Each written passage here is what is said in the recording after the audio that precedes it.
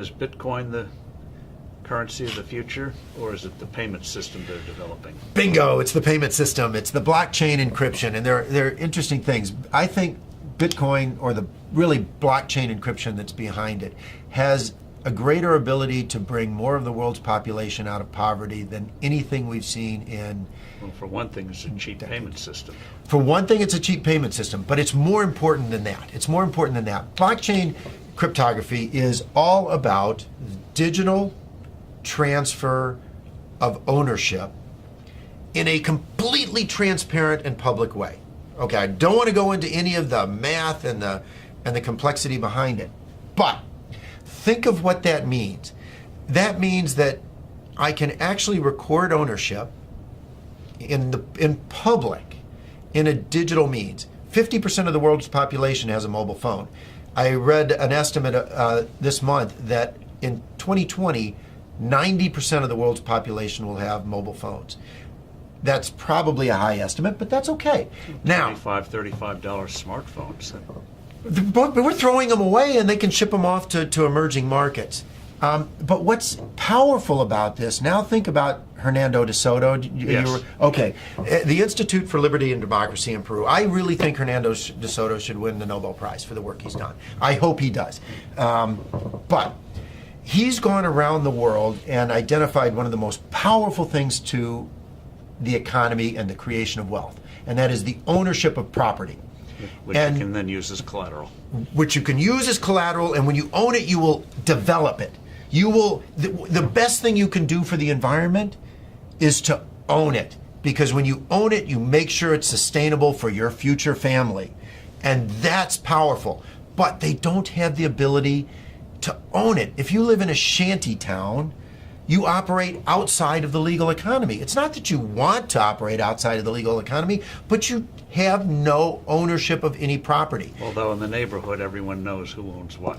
And once you introduce blockchain cryptography, guess what they can do? Have a public ledger of ownership and transfer that cannot be denied, because it's absolutely transparent. It's absolutely transparent. It is the means through which these individuals can get exactly what Hernando de Soto thinks they best need to bring themselves out of poverty. It is so much more profound than that, but at its very basis, it has the ability to give these individuals the right of ownership to property. And that has, more than anything else, the ability to bring them out of poverty. And I can't wait. It'll be adopted elsewhere. I mean, it's such a powerful, blockchain encryption is such a powerful tool. It'll be used by banks. It'll be used by credit card companies. It will become a standard. But what's more interesting is what it can do to poverty around the world, to eliminate poverty. But also, what does that mean, that technology mean for credit card companies and the whole payment system, crazy gobbledygook payment system we have today? Very expensive. Doesn't that blow it away? I hope so.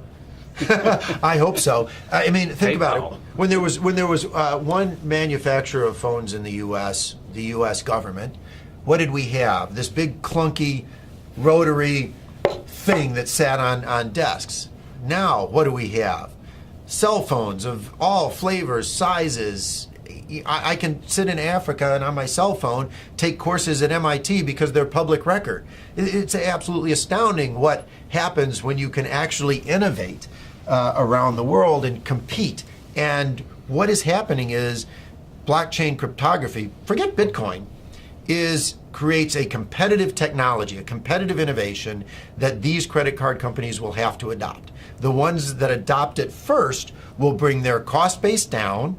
And importantly, if you think about a retail store, and I have this with my kids. My kids are off in college and they go to a retail store, they use their credit card. And the credit card company costs the retailer 3 to 6. Right, because they reject well, first the fee is high, and then they reject the transaction. Because why is this card suddenly showing up in some city, some place where I don't live? So it gets cut off. Well, with blockchain cryptography, the buyer and the seller automatically trust each other over an untrusted network. That's what's so powerful about it.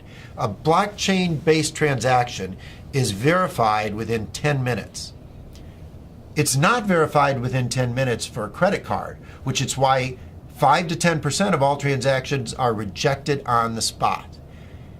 It's not verified until often days later. Even a check is not verified for days. And that is completely taken out of the system. So on day one, the retailer's sales go up because they don't have to reject the transaction and they save on the fees. It doesn't really get much better than that if you're looking for a disruptive innovation in any single industry. It's wonderful.